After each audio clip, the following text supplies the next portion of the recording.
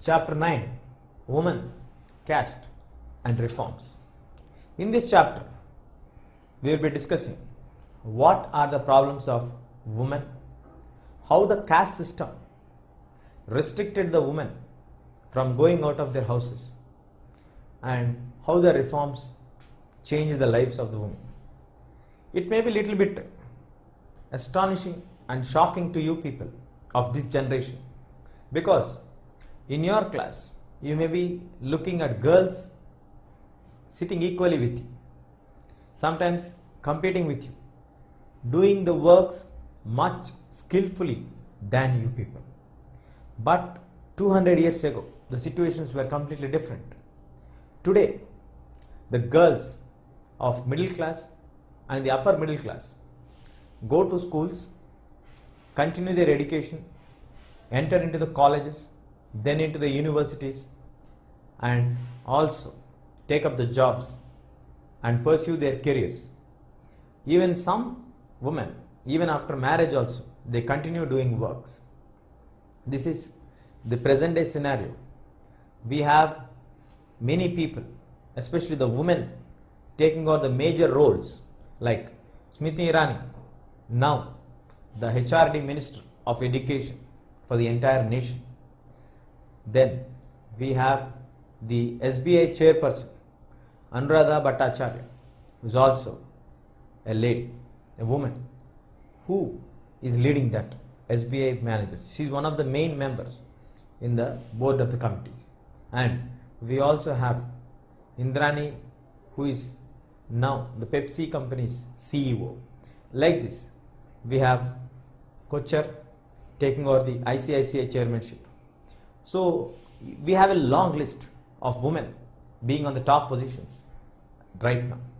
But 200 years ago, women were not allowed to go out of their houses. Men in Hinduism as well as in Islam can marry more than one wife, which means there is the existence of polygamy during that period. There was also very inhuman customs in practice. The sati system. Well, the sati system means where they have a child marriage system. So in order to understand the sati system, we need to know what is a child marriage. The small young girls are married to aged people. These small and young girls may be aged between 8 to 14 years, and they will be married from 50 to 60 years old men. So in a couple of years, that is in 2 years, 4 years or 6 years, when the old man passes away, the old husband passes away, the young girl who got married to the old man has to decide herself and burn herself with the burning of the husband's dead body. This brutal system was in practice for many hundreds of years in the Indian culture. So, with the dead body of the old aged husband, the young girl who does not understand what is the meaning of the marriage has to burn herself alive with the dead body of the husband. This is the sati system. And once she decides, or somehow she is exempted, or she is not ready to burn herself there, then people used to force, beat her, torture her, and finally they used to make her to agree. As the time passed on, then we have many widows. These widows have to shave their heads, strictly use only white clothes, and they are not invited for any customs, any celebrations or any important occasions. So all these things neglected or decreased the value of women. This was the scenario 200 years ago. The role of women in the Indian society around 16th to 18th century was just do cooking, domestic works and give birth to children. Other than this, women are not allowed to go outside, go to any public places, go for attaining education. Education is a far dream for women. So this was the situation. So in this chapter, we will be discussing how the role of women, how did women walked out of the kitchen, breaking the barriers of the caste system and the Widow Remarriage Act, the banning of the sati system. Who took the initiative? The Britishers. How did they support? What happened afterwards? How did the Indian society react to the upcoming changes and the laws? So finally, what are the reforms that are made with regards to women and the caste system? This will be the main point what we are going to discuss in this chapter. Working towards change. It was a time when the printing has become affordable to common people. Because of this, many books, newspapers, magazines, leaflets were printed, which became very cheap and available to the public. As it is affordable cost for printing, people started to print the topics which have to be discussed. And the another fundamental point here we need to remember is the sacred books of Manu Dharma Shastra was not affordable to the common man. Though it is reachable to many people, to understand it is also a difficult task. But when it's compared to the newspapers, magazines, leaflets, it is written in the local language, local dialect. So it is very easy to get connected to the large mass of audience. So what is written in Manu Dharma Shastra was told by the Purohits, by the priest, by the Brahmanas to the lower caste people that these set of rules are given for women. In this part of Manu Dharma Shastra, this is declared. Girls are not supposed to enter out of the kitchen. They are not supposed to involve in the commercial activities.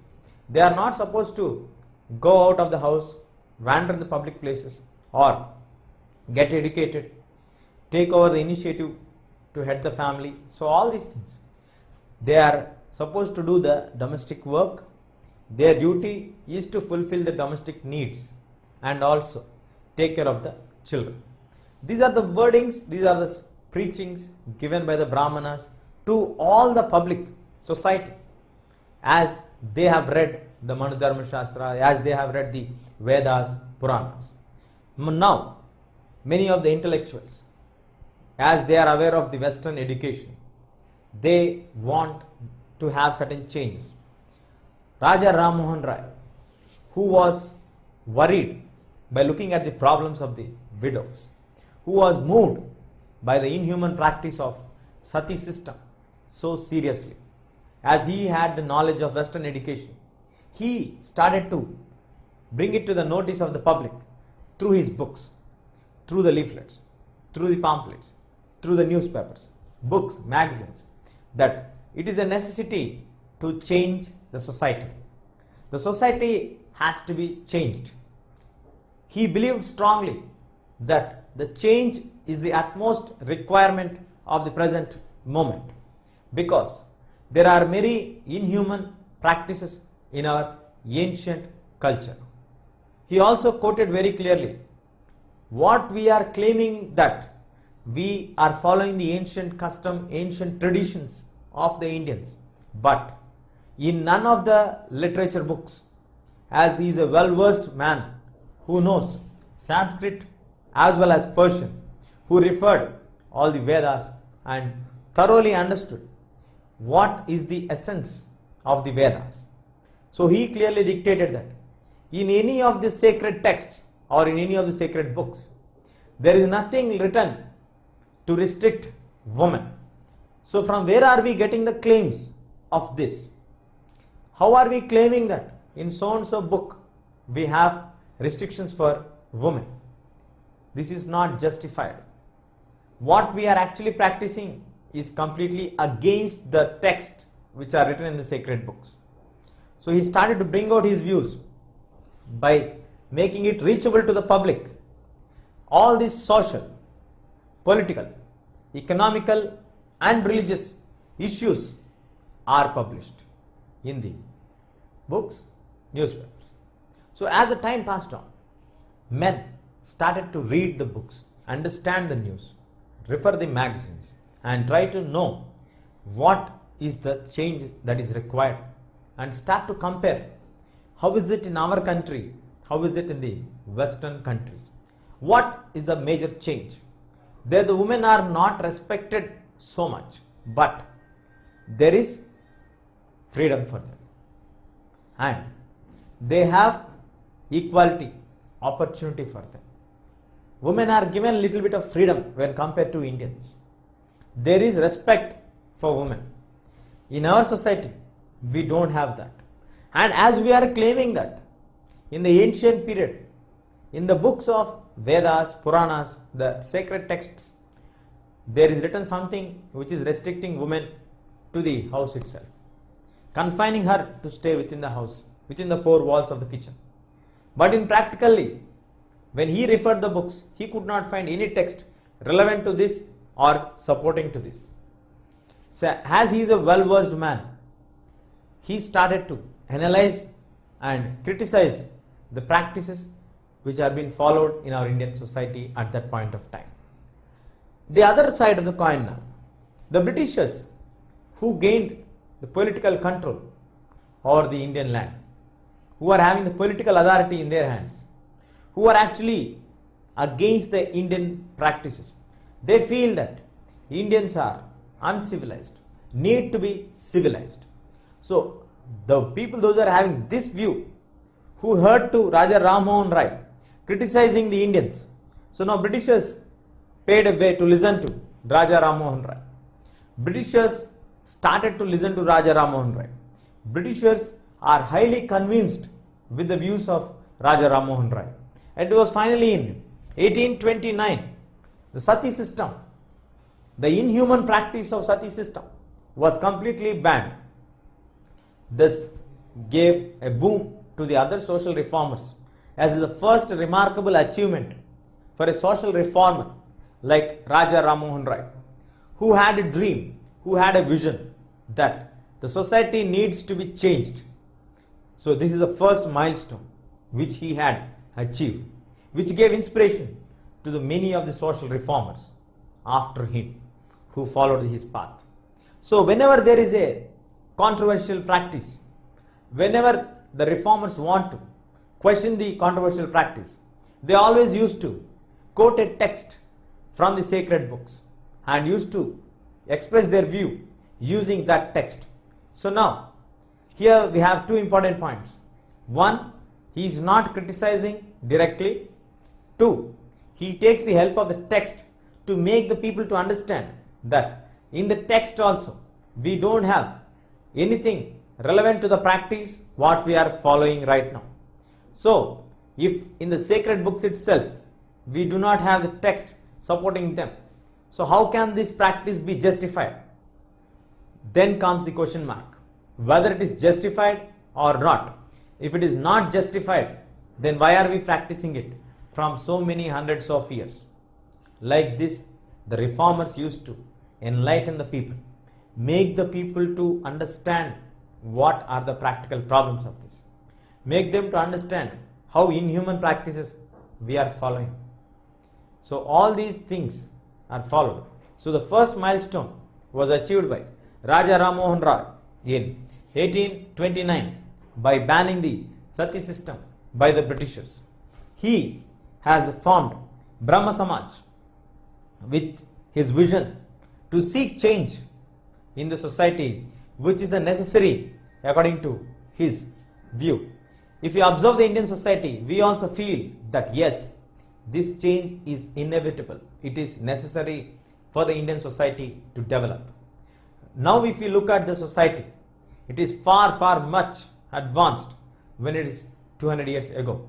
So because of the steps taken by the social reformers 200 years ago, Now we are able to see an equitable society where there are equal rights for men and women. Men and women can equally have the right to vote. Men and women have equal responsibility in the houses.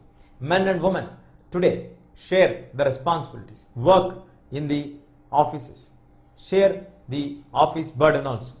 And now many women are leading many large MNCs. Let us see what is the other major achievement of the next social reformer